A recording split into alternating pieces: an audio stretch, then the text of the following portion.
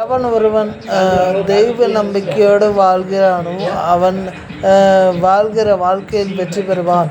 தெய்வத்தை நம்பாதவன் என்றுமே வெற்றி பெற முடியாது. நாத்திகவாதிகளைத்தான் அப்படி சொல்கிறேன்.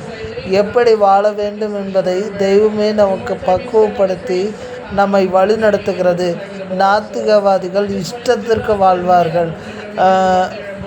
சரியான வழிகாட்டுதல் அவர்களுக்கு இருக்காது.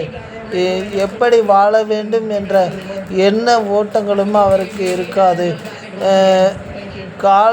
கால் போன போக்கிலே கண் போகும், கண் போன போக்கிலே மனம் போகும், மனம் போன போக்கிலே மனிதன் போவான். இதுவே நாத்திகவாதிகளுக்கான தாரக மந்திரம்.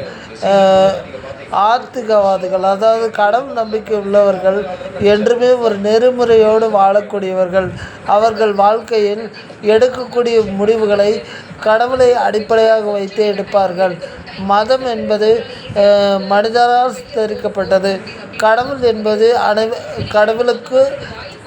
கடவுளுக்கு மதம் கிடையாது. மத சாயமானது நம்மால் பூசப்பட்டது. மதம் என்பது நம்மால் பிரிக்கப்பட்டது. நாத்திகவாதிகளை வன்மையாக கண்டிக்கிறேன்.